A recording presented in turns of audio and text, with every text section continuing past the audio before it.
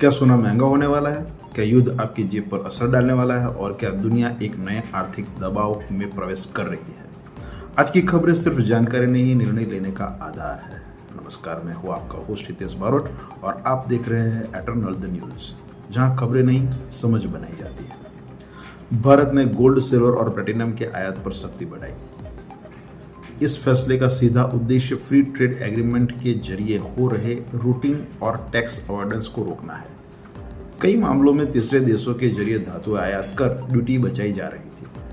अब इस कदम में सरकार राजस्व नुकसान रोकना चाहती है। छोटे समय में कीमतों में हल्की तेजी संभव, लेकिन लंबे समय में बाजार अधिक पारदर्शी हो सकता है।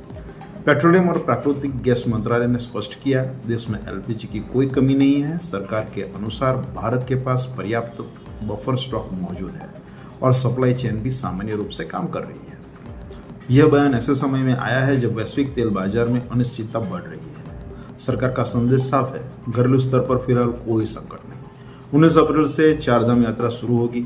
इस बार प्रशासन ने सख्त नियम लागू किए हैं। मोबाइल फोन, फोटोग्राफी और सोशल मीडिया रील्स पर रोक, कारण भीड़ नियंत्रण और धार्मिक अनुशासन बनाए रखना। हर साल लाखों श्रद्धालु आते हैं और इस बार फोकस अनुभव को शांत और व्यवस्थित बनाने पर है। वडोदरा और केपटाउन को ट्विन सिटी बनाने की पहल। भारत और दक्षिण अफ्रीका ने 2030 तक $200 बिलियन व्यापार का लक्ष्य तय किया। यह सिर्फ शहरों की साझेदारी नहीं, बल्कि ग्लोबल साउथ की आर्थिक रणनीति का हिस्सा है।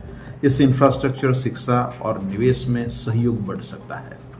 नासा का आर्टेमिस 2 मिशन, मानव को फिर से चंद्रमा की कक्षा में ले जाने की तैयारी। यह मिशन लूनर बेस और भविष्य की स्पेस इकोनॉमी की दिशा तय करेगा। विशेषज्ञों के अनुसार अगले दशक में चंद्रमा साइंस के साथ साथ संसाधनों का केंद्र बन सकता है। आंध्र प्रदेश में बड़ा आतंकी नेटवर्क उजागर।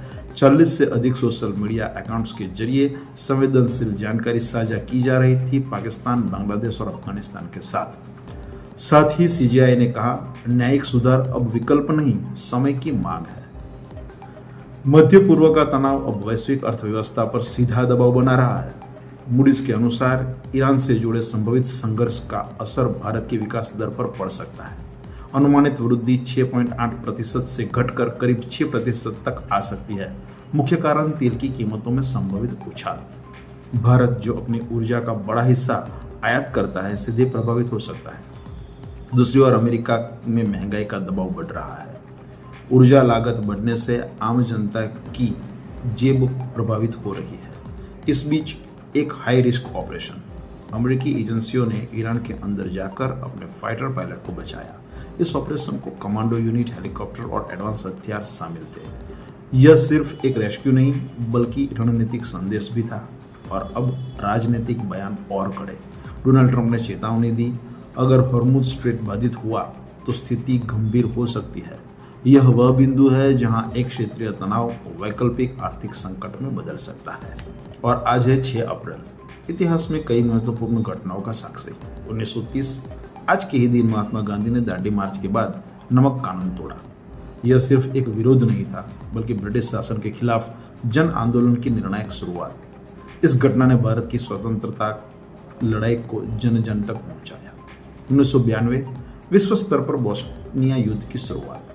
यूरोप में यह संघर्ष मानव इतिहास के सबसे जटिल और दुखद युद्धों में गिना जाता है। इसने बताया कि जातीय और राजनीतिक टकराव कितना विनाशकारी हो सकता है। 2009, इटली के ले एक्विला शहर में भूकंप ने 300 से अधिक लोगों की जान ली। यह घटना आपदा प्रबंधन और चेतावनी तंत्र की महत्ता को उजागर करती है। इतिहास हमें सिर्फ तारीख नहीं देता, बल्कि निर्णय लेने की समझ देता है। तो ये थी आज की बड़ी खबरें। जानकारी जरूरी है, लेकिन समझ सबसे जरूरी है। जुड़े रहिए एटर्नल द न्यूज के साथ। मैं हूं हितेश बारोट। नमस्कार।